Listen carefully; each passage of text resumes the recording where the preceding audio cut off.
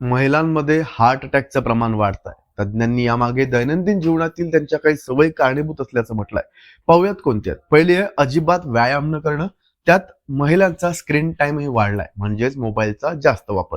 आणि याचाच परिणामी झोपेवरही त्यांचा परिणाम होतोय. सर्वात मोठी समस्या म्हणजे बहुतेक महिलांना हृदयविकाराची लक्षणं जाणवली तरी त्याला अपचन समजून दुर्लक्ष करतात.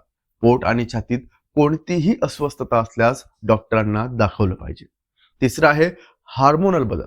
नैराश्य आणि अनियंत्रित कॉस्मेटिक हार्मोन उपचार पद्धती या हृदयविकाराचा धोका वाढवू शकतात.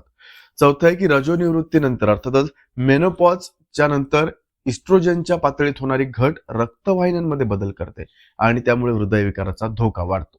मधुमेह, उच्च रक्तदाब आणि स्थूलपणा याकडे महिला दुर्लक्ष करतात. त्यामुळे या पाचही गोष्टींना सांभाळलं पाहिजे. योग्य आहार घ्या, व्यायाम करा आणि लहान मोठ्या त्रासाकडे दुर्लक्ष करू नका. काळजी घ्या, निरोगी राहा. पाहत राहा लेट्स अप मराठी.